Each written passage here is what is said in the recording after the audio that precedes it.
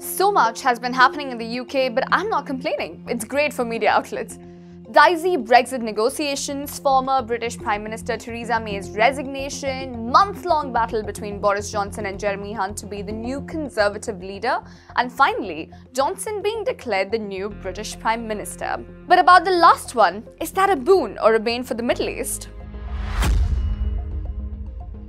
Obviously, Johnson's main focus will be on Brexit and uniting his party before looking into cementing a specific Middle East strategy. But what exactly is his stand on Brexit? He had said that he is determined to take the UK out of the European Union on October 31, even if it is without a deal. Now, let's just back up a little bit here, alright? If you remember, Johnson did have to deal with the Middle East when he was Foreign Secretary back in 2016, and I wouldn't call his stint particularly successful. He has made some inflammatory comments about Muslims, hasn't mastered his brief in cases, and has also shown a propensity to misspeak in a few instances.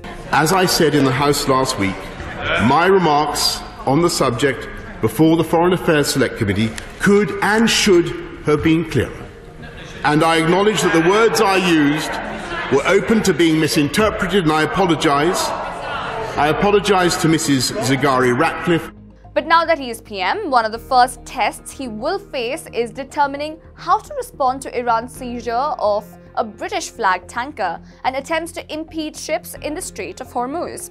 If and when that is taken care of, he will have to look into fast-tracking ongoing trade and investment discussions with the GCC countries. There's another thing, the Israel-Palestine issue. While the Trump administration under Jared Kushner has pushed the deal of the century, the UK has not been particularly active on the issue recently. Now, let's take a look at his team, his minister's stand on the Middle East. Priti Patel, Home Secretary. She was embroiled in scandal in 2017 after she went on an unauthorized trip to the occupied Golan Heights and met with numerous Israeli officials. The scandal, branded a serious breach of the ministerial code by an opposition MP, led to her resignation from her role as International Development Secretary. Sajid Javid, Chancellor. He is one of the most powerful or the most powerful politician of Muslim background in the UK, and he once told a meeting of the Conservative Friends of Israel that if he had to live anywhere in the Middle East, it would be Israel. Ben Wallace, Defense Secretary.